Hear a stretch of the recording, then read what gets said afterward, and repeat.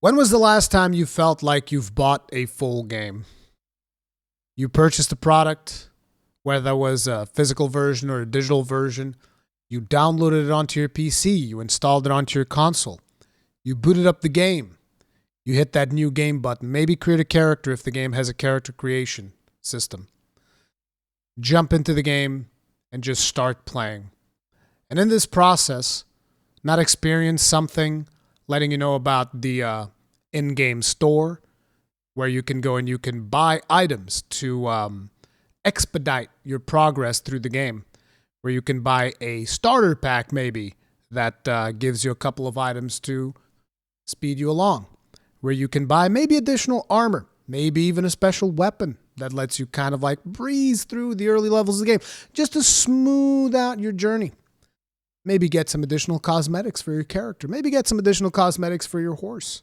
Maybe get some additional cosmetics for an NPC. When was the last time that this happened, where you were able to just jump into the game and not have to wonder how much had been stripped from your experience in order to milk you dry by nickel and diming you in a store? It doesn't happen very often nowadays, does it? And to be quite frank, it shouldn't really be a cause for celebration. It should be the standard. It should just be what you do. You sell a product for your consumers buy that product, and the product is there. It doesn't happen often enough in the gaming industry. And that is one of the things that, as I was playing through Elden Ring, I realized there was no pre-order nonsense. There was no nonsense microtransactions that we tend to get. And some of you guys will be like, are we sure about that? Well, I mean, we can take a look here. We can go over here to the website where you can buy Elden Ring. Or you can see there's the standard edition. Digital Elden Ring game. Pre-order now, get the following content as bonus. An adventure guide. An adventure guide. Sure. Contains useful information for the player's adventures in the lands between. Bonus gesture, the ring. This is a gesture that can be used in game. Note, the player can also obtain this later in the game. This is the standard edition. As a pre-order bonus, you can get a gesture, which is also obtainable later in the game. Digital Deluxe Edition. The adventure guide and the bonus gesture, and there's soundtracks. The launch edition. Same stuff. It's got some 3 exclusive art cards depicting the scenery of the lands between, a woven patch. These are all physical items. 3 stickers, a poster, an alternative steelbook. Pre-order now. Get the following content as bonus. Adventure guide and the bonus gesture. And if you go to the... Oh, wow. There's actually quite a few more. I hadn't noticed that there were all of these, but as you can see, physical Elden Ring game disc, art card stickers, posters, exclusive steelbook, 40-page hardcover art book, all physical items. Statue of Melania. Again, physical items. This one has the same thing, except it also has a helmet. And again, the only thing that these different versions give you is bonus gesture, the ring, which is a gesture that you can use in-game, and that can also be obtained later in the game by just playing the game. So, no special store where you can buy armors, no really huge pre-order incentives that'll give you power of any kind whatsoever, no special cosmetics, none of that. The title of this video is, I want Elden Ring to be obscenely profitable. And that is exactly what I want. I want From Software to make so much goddamn money they need to buy a bigger boat. I want them to not be able to enter their office because they're swimming in so much goddamn money in there. I want this game to make as much money as humanly possible. And you guys might be going like, Rurikhan, you're showing your bias a little bit there. I've never hid my bias. I've always said I'm biased towards the Souls franchise, and I'm biased towards Monster Hunter. And a little bit more recently, I've also been extremely biased towards Final Fantasy XIV. See, I wear my biases on my sleeve. I don't hide it. Because everybody that is telling you that, oh, I'm completely unbiased, they're lying to you, or they're lying to themselves. Either or. There's not a single person in this world that is not biased towards something, and that is a genuine belief that I have. You can potentially try to distance yourself from your biases and abstract yourself, particularly if you happen to be a reviewer. It is your job to try and abstract yourself as much as possible to your biases, but quite simply, that is just something I don't believe in. I think that the more important thing is for everyone to be aware of the people that you watch, what their biases are. But that's neither here nor there. Why do I want this game to be so obscenely profitable that From Software can't even enter their studios because there's just too much money piling up? Why? Why do I want this? Because this is a rare thing that has happened here with Elden Ring, where there's no bullshit microtransactions. There's no live service garbage like tacked on, which a lot of the times when you have live service nowadays, you can tell that it's tacked on and that it was not it was not designed for a live service environment. Does this mean that live service is a bad thing? No. It means that there's a time and a place for live service games if they are designed with that live service mentality in mind. But unfortunately, everyone and their goddamn mothers in this fucking industry nowadays wants to have a live service game. Look at Babylon's Fall. What the fuck is even that? But I don't want to get too sidetracked with that. I've talked about that in the past.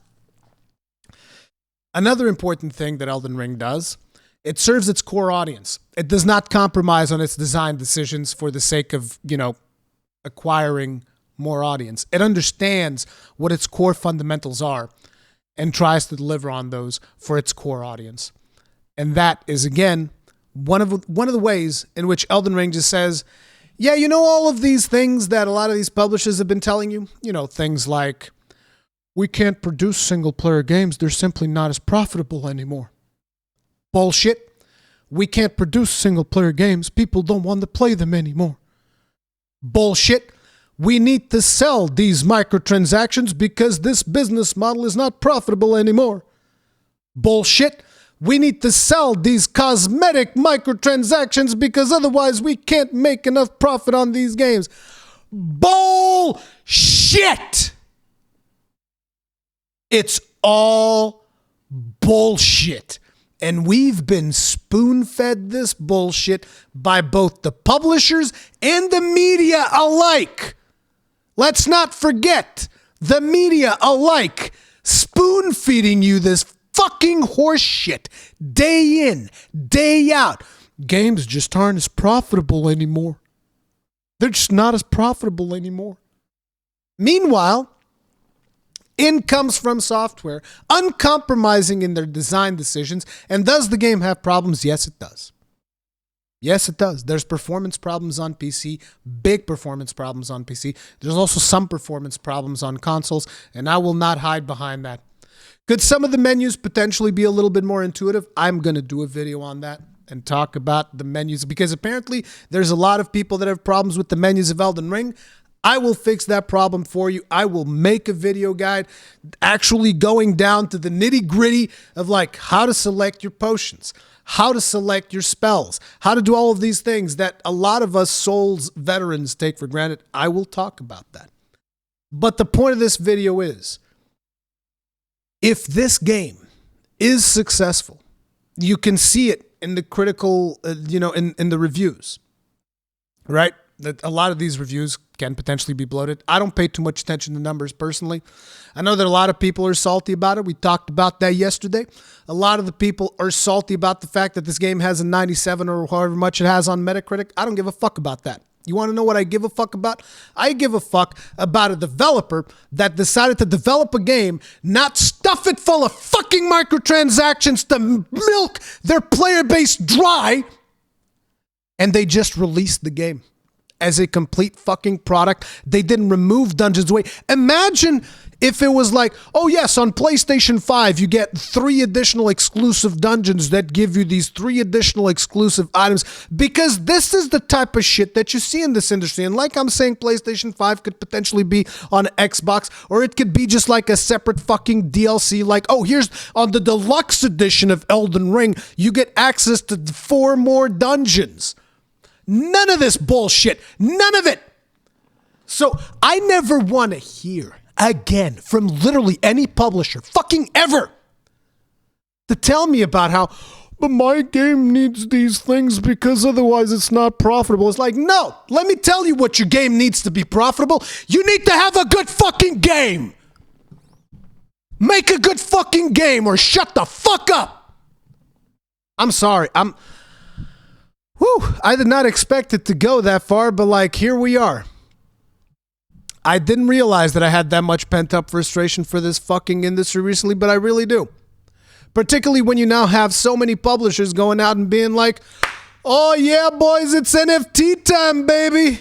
You guys have no idea what we're going to be achieving with this NFT technology. Nobody fucking wants this except for a bunch of fucking crypto bros that are going to make like $200 off of your shitty game. And when your shitty game dies because you spent all of your time figuring out how to fucking shoehorn NFTs into it, those NFTs are going to be fucking worthless, just like you. Done. Woo! Yeah, that felt good, dude. That fucking felt good, man.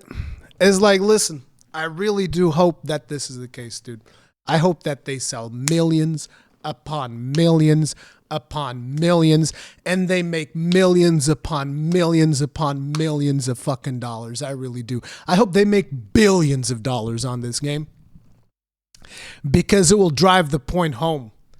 If you make a good game, people will fucking buy it. And you don't need these microtransactions, this live service stuff, to compromise on your design philosophy. You don't need any of this. This is all in your heads. It's either in your heads or in your fucking wallets. Most likely in your wallets, in your investors' wallets. I guess you guys get the point of this video by now. I'm a little bit incoherent at this point. I'm going to go record some more Elden Ring blind playthrough. Thank you very much for watching. Let me know if you guys agree with this or not. If you disagree with it, feel free to voice it in the comment section. And yeah, see you guys in the next one. Stay strong. Stay safe. Peace out.